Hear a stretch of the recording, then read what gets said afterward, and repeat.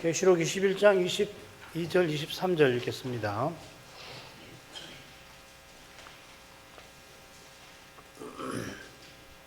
성 안의 성전을 내가 보지 못하였으니 이는 주 하나님 곧 전능하신 이와 및 어린 양이 그 성전이니심이라. 그 성은 해와 달의 비침이 쓸데없으니 이는 하나님의 영광이 비치고 어린 양이 그 등이 되심이라.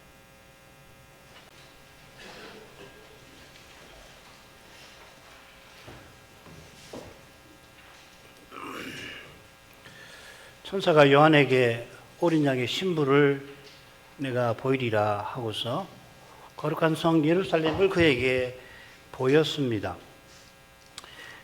같은 낱말이 짝을 이루는 22장 1절부터 5절 처음에 나옵니다. 이 낱말이 계시록에 모두 8번 나오는데 반드시 속히 될 일을 이상으로 보인다 하는 말입니다. 이 보인다는 말이 우리가 무린말, 맺은말에서 확인했듯이 하나님께서 요한에게 천사를 보내어 이상을 보이셨다 했습니다. 그런 까닭에 천사가 요한에게 이상을 보인다, 천사가 요한에게 이상을 보였다 하는 표현도 나옵니다. 위에 덮여보면 확인할 수 있습니다. 그런데 본론의 둘째 대목을 보면 4장 1절인데 그리스도께서 요한에게 내가 너에게 마땅히 될 일을 보이리라 하십니다. 구약 계시는 여호와께서 천사들을 통하여 베푸신 것인 반면에 신약 계시는 히브리서 1장에 나오듯이 아버지께서 아들을 통하여 베푸신 것입니다. 이런 큰 원칙에 비추면 계시록에서 요한에게 이상을 보내는 이 천사들은 다른 천사, 힘센 천사와 마찬가지로 그리스도 같은 천사들로 보는 것이 좋습니다. 새 예루살렘은 반드시 속히 될 일에 속하는데 그리스도의 신부여서 장차 될 일에서 하나님 뜻에서 중요합니다. 하나님께서 어린 양의 신부를 바라시고 태초에 창조하시고 종말에 구원하시며 장차 완성하시는 것입니다. 새 예루살렘의 아름다움과 고귀함은 하나님의 영광을 모신 데, 영광스러우신 하나님을 모신 데 있습니다. 하나님의 영광이 7째 사건 장면에서 골격 이루는 세 부분에 처음, 가운데, 그리고 5째 부분에 나오고 그 부분, 세 부분 사이사이 둘째와 넷째 부분에서 예루살렘의 모습과 거기 들어가는 일이 다루어져 있습니다. 계속해서 12기초석 보십시다. 14절. 그 성에 성곽은 12기초석이 있고 그 위에 어린 양의 12사도의 12이름이 있더라.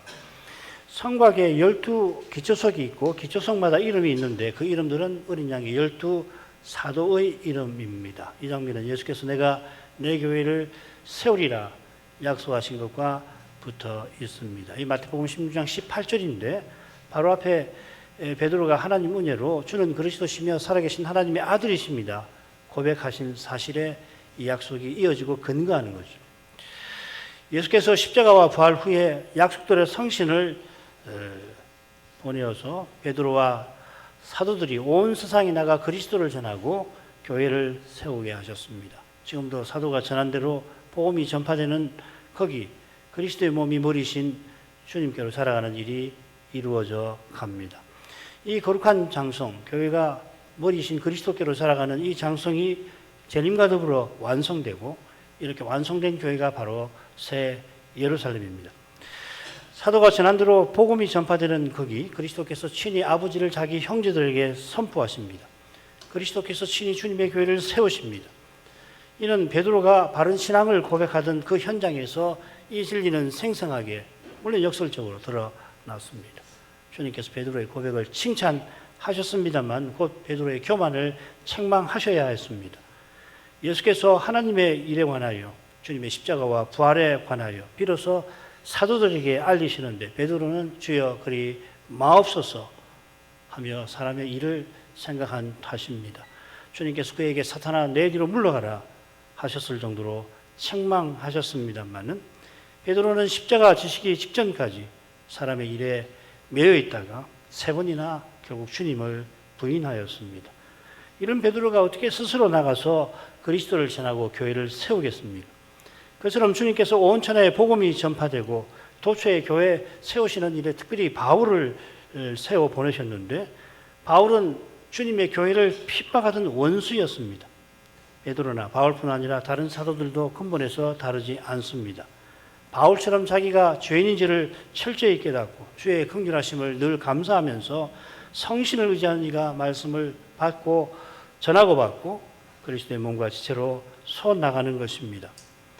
성곽에 12기초 속에 12이름이 사도의 이름이 있다는 이 장면에서 요한은 바울의 이름을 보았겠습니까? 이런 질문들을 해요, 주석가들이. 혹시 요한이 바울의 이름이 있고 자기 이름이 없는 것을 보았다면 어떤 심정이었을까요? 이런 물음들은 지금 요한이 이상을 본다라고 하는 이 장면에 부적절한 질문일 뿐 아니라 더욱이 그리스도와 같아진 우리 마음에 이런 질문은 전혀 일어나지 않을 것입니다. 지금은 샘솟듯이 일어날 수 있죠. 나도 세상도 다 없어지고 어디든 언제든 그리스도만 거기 가득할 겁니다. 그리스도를 통해서 하나님 영광이 충만할 겁니다.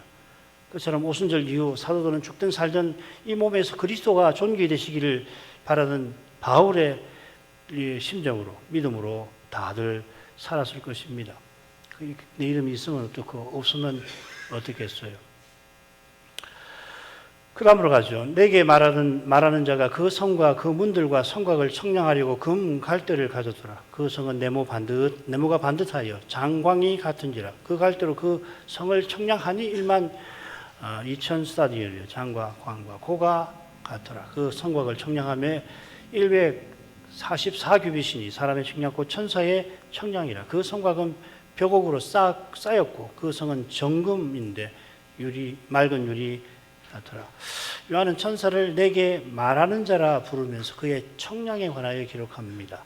천사가 요한에게 성을 보이는 역할을 맡았는데 그 보이는 임무 역시 말하는 데 있습니다. 계시의 전달이죠. 천사가 예루살렘을 보이는 것이 성신 안에서 이루어지는 것처럼 그가 지금 이 상 안에서 성과 문과 성곽을 청량하고 있는 것입니다. 이 청량을 위한 도구가 금 갈대입니다. 7 나팔 시리즈 그 막간에 보면, 특별히 11장에 보면 요한에게 지팡이 같은 갈대를 주시면서 성전 제단 및 거기 경배하는 자들을 청량하라 하셨죠. 이번에는 천사가 금 갈대를 갖고서 성과 문과 성곽을 청량합니다. 이 청량이라고 하는 것은 이 성의 거룩한 규격을 드러내고 확증하는 행위죠. 요한이 성전의 규격을 청량한 것과 마찬가지로 천사가 성의 규격을 청량한다는 것은 거룩하신 하나님이 우리와 함께 하셔서 우리가 하나님을 섬기며 살아가게 하신 것을 드러냅니다. 금 갈대로 청량한다는 것은 이 성과 그 길이 정금인 것과 붙어 있고 이 성과 길이 정금인 것은 이 성이 지성소인 것을 가리킵니다. 그래 거기 쓰는 도구도 청량 도구도 정금인 것입니다. 천사가 그 성과 그 문들과 성곽을 청량하는데 왜 정금이라고 번역 안 했느냐 이 문제인데요. 제가 전에 설명드린지 모르지만 계시록에 이 금을 가리킨 2개의 용어가 나와요. 대체로는 부정적일 때 쓰는 용어가 있고 긍정적인 이런 경우에 쓰는 용어가 있는데 문제는 서로 겹친다는 게 서로 겹치거든요. 서로 교차해 쓰기 때문에 이것은 이 용어를 쓰면은 예를 들면 음료의 옷 같은 데 쓰이는 부정적인 금이다. 이 용어는 이 성경 같은 데 쓰이는 그런 긍정적인 좋은 의미의 금이다. 이렇게 말할 수가 없어요. 용어가 서로 겹치니까. 정금이 맞을 겁니다. 천사가 그 성과 그 문들과 성곽을 청량하는데 성곽의 규격만 나옵니다. 먼저 그 성은 네모가 반듯하여 장광이 같습니다. 이는 요한이 새 예루살렘을 볼 때 바로 알게 되는 모습일 겁니다. 높은 산에 가서 아래로 보니까 첫 성이 정방형이라는 것을 네모 반듯하다 정사각형이라는 것을 알게 되었겠죠. 그래서 천사가 그 성을 갈대로 청량을 합니다. 청량하니까 길이와 너비만 아니라 길이 너비가 1만 2천 스타디온 그리고 높이도 이제 마찬가지죠. 대략 2,500km고 이건 사도시대 로마 제국의 판도에 해당한다고 합니다. 가장 긴 길이가 12,000 스타디온입니다. 이는 아마도 새 예루살렘이 로마 같은 세계 제국임을 암시할 겁니다. 이 성에 하나님과 그리스도의 보좌가 놓여 있는데 하나님과 그리스도는 만왕의 왕이십니다. 영원한 제국의 통치자이십니다.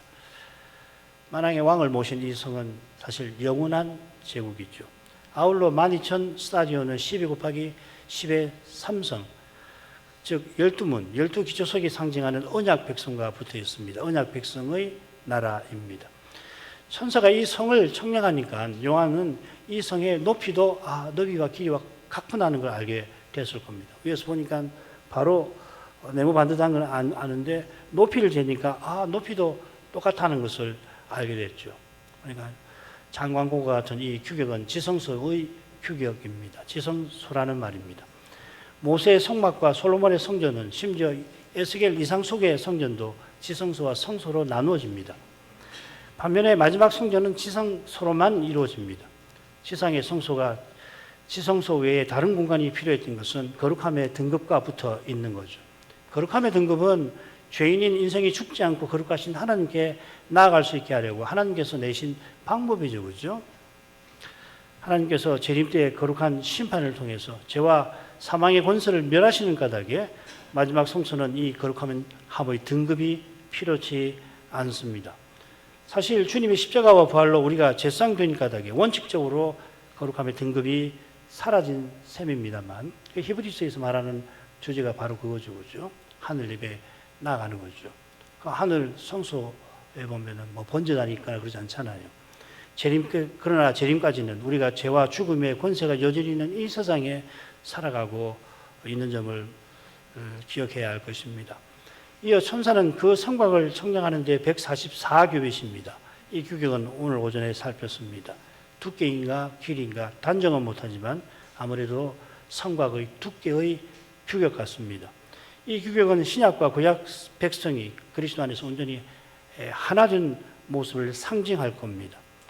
성곽의 규격을 언급한 다음에 사람의 청량 곧 천사의 청량이라 덧붙입니다. 천사가 청량하는데 사람의 청량으로 잰 겁니다. 그 갈대로 그 시대 언약 백성이 사용하던 이 척도를 쓴 거죠.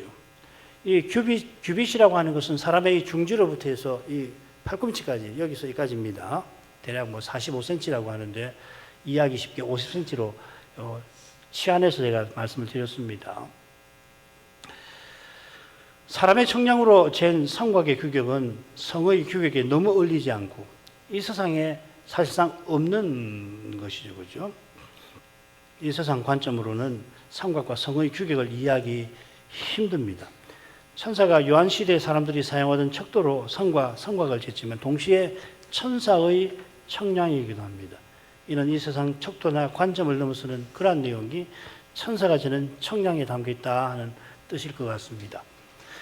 성곽은 벽옥으로 쌓였고 그 성은 정금입니다. 이는 11절에 성의 빛이 벽옥과 수정같이 막더라 하는 표현과 붙어 있을 겁니다. 이 벽옥은 그 두 번째 성수 이상 4장에 보면 보좌에 앉으신 하나님의 모양에 나오죠. 이 벽옥에 관해서 김 목사님 설명을 참조할 만하겠습니다.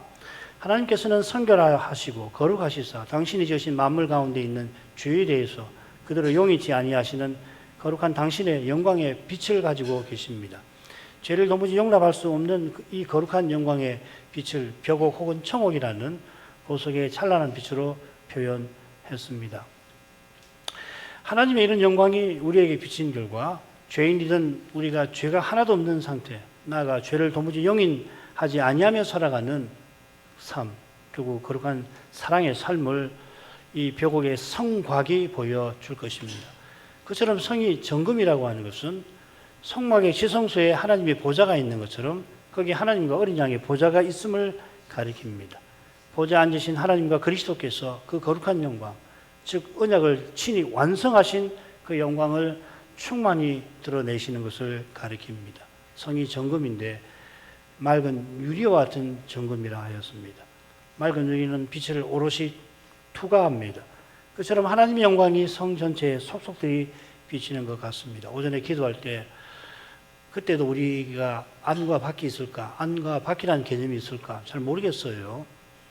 그러니까 그 영광이 우리 전체에, 우리 각각 전부에, 우리 존재 전체에, 삶의 전체에 속속들이 비치겠죠. 그죠? 그러면 우리가 발광체처럼 아마 될 겁니다. 내가 빛인지, 빛이 나인지, 그런 생각이 듭니다. 이거 뭐 제 사색이니까 그냥 참고하십시오. 그 다음 가죠. 19절, 20절입니다. 그 성의 성곽의 기초성은 각색 보석으로 꾸몄는데 첫째 기초성은 벽옥이요, 둘째는 남보석이요, 셋째는 옥수요, 넷째는 녹보석이요, 다섯째는 홍만호요, 여섯째는 홍보석이요, 일곱째는 황옥이요, 여덟째는 녹옥이요, 아홉째는 담황옥이요, 열째는 비치옥이요, 열한째는 청옥이요, 열두째는 자정이라. 성곽의 기초석이 12이고 기초석에 12사도의 이름이 있습니다. 사도의 이름 있는 기초석은 각색 보석으로 꾸몄습니다. 이 꾸민다는 낱말이 계시록에 한 번 더 신랑을 위하여 단장한 신부에, 단장한이라고 적절하게 번역되어 있습니다. 성곽의 두께가 144규빗이니 기초석마다 얼마나 큰 보석일지 짐작할 수 있겠습니다. 정방형 성곽에 12기초석이니 역시 각 방위에 넷이 놓일 겁니다. 이건 뭐 제가 생각해 보는 건데요. 밑에가 내부 반듯하니까 기초석을 놓을 때에 먼저 각 그 모퉁이에 4개를 놓겠죠, 그죠? 4개가 됩니다. 그럼 8개잖아요. 8개는 각 모퉁이에 놓은 기초석 사이에 2개씩 놓을 것 같아요. 그러면 모두 12개가 되죠. 그러면은 이 눈에는 각 면에 4개의 기초석이 나오니까 3개의 사이사이에 3개의 공간이 있고 그 3개 사이에 3개의 문이 아마 놓여 있는 형태일 것 같습니다. 뭐 제가 생각한 건데요. 맞을 것 같아요. 그러니까 12문이 각 방위에 셋이 있잖아요. 그죠? 그리고 기초석은 12줄인데 아까 말씀드린 대로 모퉁이에 4개를 놓고 2개씩 사이에 놓으면 그러면 각각 모퉁이에 눈에 4개가 보이면 이 4개 사이에 3 공간이 있고 3 공간이 문이 만들어져 있는 형태겠죠. 그죠? 12부석의 각각의 특성이 무엇인지 설명하는 주석가들이 있긴 합니다만 그 특성이 서로 많이 겹칩니다. 찾아보니까 뭐 대략 이렇습니다. 하나님과 통치, 창조와 재창조, 언약과 교회, 권위와 거룩함, 심판과 정결 뭐 이런 의미를 이 보석 12개에 이렇게 뭐 많이 겹치기도 해요. 잘 모르겠습니다. 일단 저는 보석이 어떻게 생겨 먹었는지 잘 모르겠고 정확하게 이 보석이 어떤 보석인지 확정하기 어려운 보석들도 사실은 있습니다. 그리고 그 각 보석의 색깔이나 뭐 이런 성격을 가지고서 신학자들이 이건 하나님의 거룩한 통치일 거다, 뭐 이 정결함일 거다, 이건 진노일 거다, 뭐 이렇게 하는데 잘 모르겠어요. 결국은 전체 해봐야 전체로 하면 하나님의 영광, 하나님 영광할 때 거룩한 영광, 특별히 새 예루살렘의 하나님의 거룩한 영광의 가장 두드러진 특징은 사랑이겠죠, 그죠? 동시에 어미도 있습니다만은 사랑의 영광이 있을 거고 그 사랑이 이 구속의 역사에서 어떤 형태로 나타나는가 하는 이런 것들을 이 보석들이 다 반영하긴 하겠죠. 12기초석이 12사도의 이름을 지닌 것은 사도들이 전한 그리스도를 믿는 믿음 위의 교회가 선다 하는 뜻입니다. 이 믿음으로 우리가 그리스도와 연합해서 그리스도의 몸과 지체, 그리스도의 신부, 그리스도의 양으로서 주님과 관계를 맺고 성신 안에서 이 주님을 드러내고 나타냅니다. 장차 우리가 그리스도와 같아져서 주님을 온전히 나타내게 되듯이 그 모습이 12보배로운 기초석의 아름다운 그 빛들이 맑은 유리 같은 정금인 예루살렘을 통하여 찬란하고 조화롭게 발산되는 것과 비슷해 보입니다. 12보석이 각각의 빛을 발산하는데 그 기초석을 둘러싼 성이 맑은 유리 같은 정금이니까 그 빛이 그 맑은 유리를 투과해서 온 성에 아름답게 조화롭게 섞이면서 퍼지지 않을까. 12사도가 다 다른데 똑같이 그리스도를 전한 결과 많은 지체가 서로 다른데 한 몸을 이루고 함께 그리스도의 영광을 조화롭게 드러내게 하신 것처럼 장차 우리 각각이 서로 다르지만 함께 정금과 같이 그리스도 안에서 전부 안에서 전부, 그리스도가 전부 안에서 전부인 신비한 세계를 이루게 하실 것 같습니다. 틀림없이 그렇게 되겠죠. 그 모습이 어떠한지 헤아리지 못할 뿐이죠. 지금 여기서 보게 되는 추악감, 누추함, 그런 것들 다 사라지는 그런 아름답고 거룩한 세계, 특별히 아름다운 세계가 우리를 기다리고 있습니다. 우리가 그런 세계를 이룰 것입니다. 그 세계의 아름다움의 극치는 틀림없이 하나님과 그리스도의 사랑이 우리에게 반사되어서 나타나는 것이라 믿습니다. 21절로 가겠습니다. 그 12문은 12진주니 문마다 한 진주여 성의 길은 맑은 유리 같은 정금이라. 성곽의 기초석에 이어서 성곽의 문이 역순으로 다뤄지죠. 그죠? 맨 처음에 문 나오고 기초석 나왔으니까 12문에 이스라엘 12지파의 이름이 있는데 문마다 한 진주이고 12문이니 12진주입니다. 우선 성문의 너비와 높이를 우리가 알기는 힘들지만 추측만 할 뿐이지 알 수 없어요. 성곽 한 변의 길이가 무려 2,500km나 되고 성곽의 두께도 70m가 되는 점을 고려할 때 성문이 작을 것 같지는 않습니다. 얼마가 되었든지 문이 한 진주라고 하는 이 사실은 이상에나 있을 법하고 현실에는 그럴 법하지 않습니다. 그만큼 새 예루살렘, 즉 교회는 해 아래서 타락 이후에 생길 수 없고 생기더라도 존속할 수 없습니다.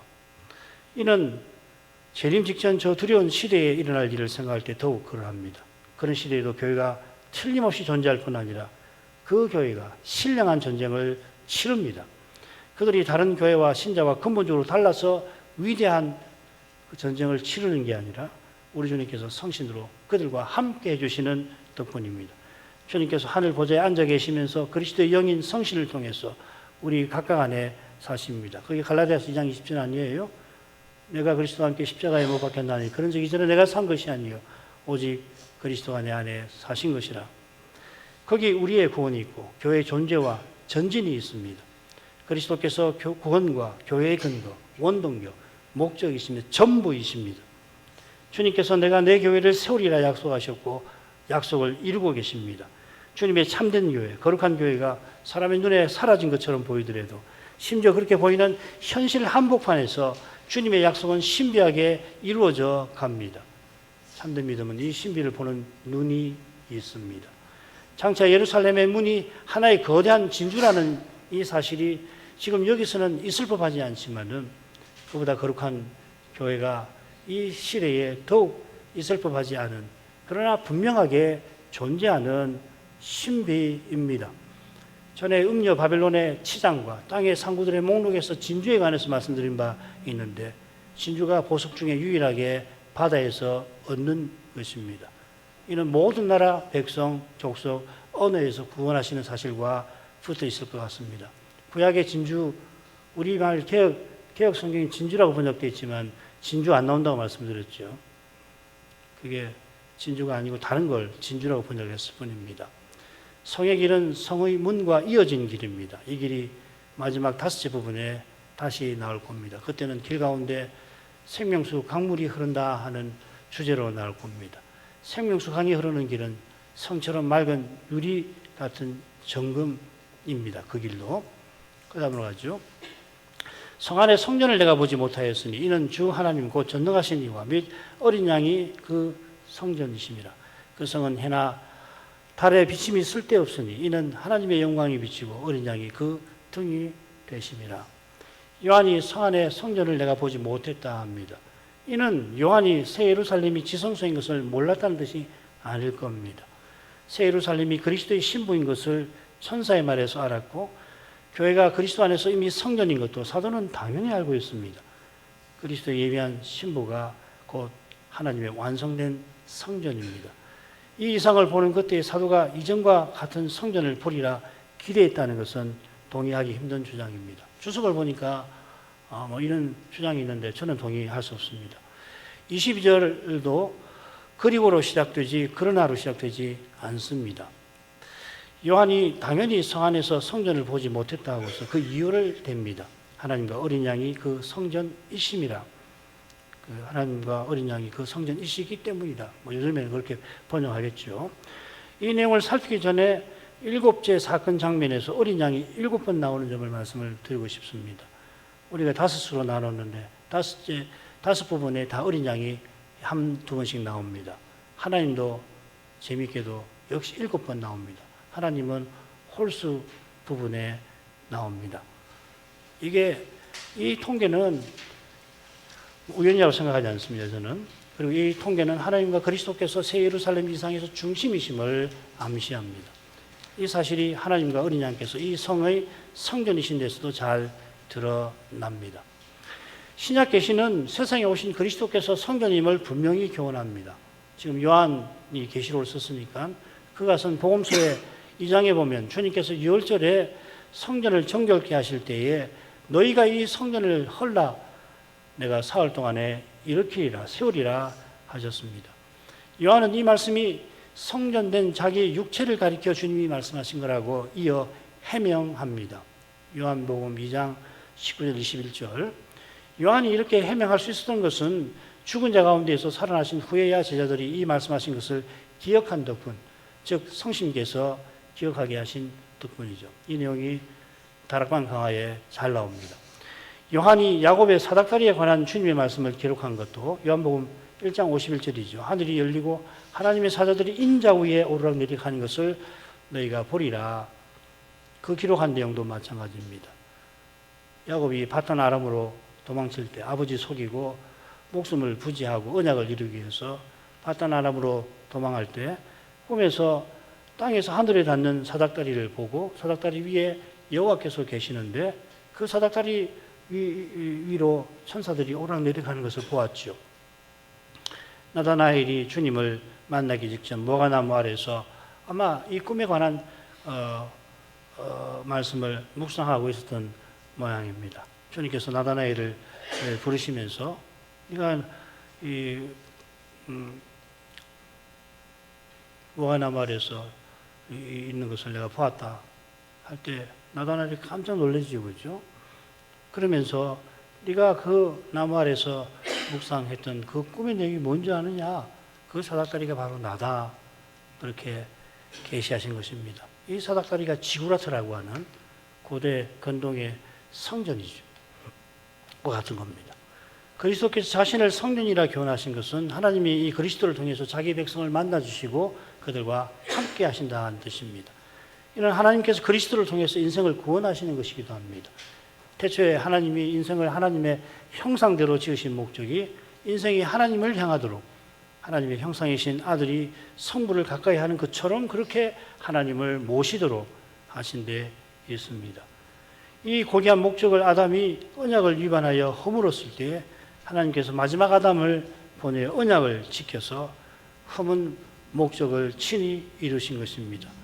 마지막 아담이 바로 하나님의 형상 성자께서 사람 되신 그리스도이십니다. 이런 내용이 하나님의 영광이 비치고 어린 양이 그 등이 되심이라는 표현에 잘 담겨 있습니다. 하나님의 영광이 비친다는 것은 하나님이 마침내 언약을 다 이루어 약속하신 대로 우리를 영원히 가까이 하심을 가리킵니다.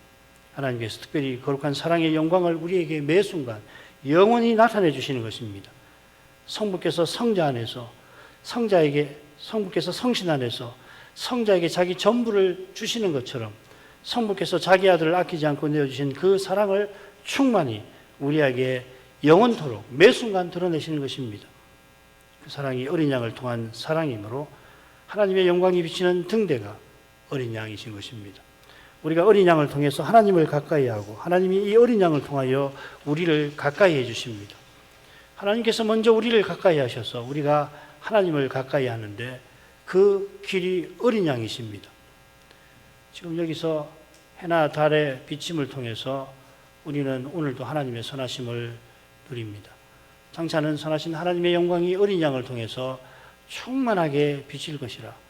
해와 달을 포함해서 지금 여기서 누리는 온갖 선한 것들이 장차는 필요치 않게 될 것입니다. 날마다 무사람이 누리는 생명과 호흡과 모든 선한 것이 그리스도 주신 하나님의 사랑을 일제히 가리킵니다. 이 밝은 빛을 지금 여기서는 어린 양을 믿는 믿음으로만 제대로 보는 겁니다. 그 믿음도 다 보지 못하죠. 그러니까 우리가 일상을 살아가는 데에서 이 넘치는 아버지의 선하신 사랑을 다 깨닫지 못하고 심지어는 그거 생각하지도 않고 지내는 하루가 또 얼마나 셉니까? 믿어도 그래요. 그러나 이 믿음 없이는 온 세상에 하나님이 계시고 그분이 선하시고 자기 아들을 통해서 구원하시는 하나님이라고 하는 그 증거를 어디든지 있는데 문제는 그리스도를 믿는 믿음만이 그걸 볼 수 있다는 거죠. 장차는 그리스도께서 전부 안에서 전부 되시고 그리스도를 통해서 아버지께서 만유 가운데서 만유 되시는 그런 세상에서 살게 하실 것입니다. 이런 뜻이 하나님과 어린 양이 새 예루살렘의 성전이시라는 표현에 담긴 뜻이기도 할 것입니다. 이만큼 하죠. 거룩하신 아버지, 요한이 성 안에서 성전을 보지 못하였다 하고 그 분명한 이유로서 하나님과 어린 양이 그 성전이심을 밝혔습니다. 이 진리가 장차만 아니라 이미 주의 교회를 통해서 드러나고 실현되고 있음을 말씀에서 배우게 하셨나이다. 그리스도께서 메시아 직분을 이스라엘 중에 본격적으로 수행하시려고 첫 유월절에 예루살렘에 올라가서 성전에 들어가 거기 장사하는 이들을 내쫓으시며 이 성전을 너희가 헐라 내가 사흘 동안 일으키리라 하실 때 그 가르치신 성전이 결국 주님을 예표하는 것임을 알리시고 그 성전을 그러나 배도한 이스라엘이 허물어지도록 그들이 메시아를 죽이게 될 것이지만 그로 말미암아 십자가로 그리스도께서 영원히 하나님께 나아가시는 길이 되시고 하나님 모신 성전이 되시는 것을 예고하셨습니다. 과연 사도들이 교회가 그리스도와 연합되어 성전인 것을 교훈한 대로 하나님이 성신을 교회와 신자에게 이미 부어주셨습니다.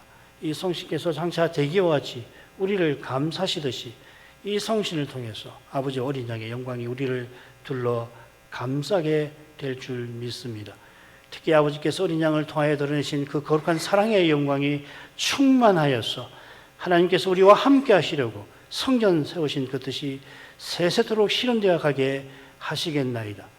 아버지의 이런 교훈이 담긴 신령한 내용을 저희가 이 시대에 계속 터득해 나가도록 작은 조각과 같은 그 교회적 경험을 저희가 잃어버리지 말고 소중히 간직할 수 있게 해 주옵소서.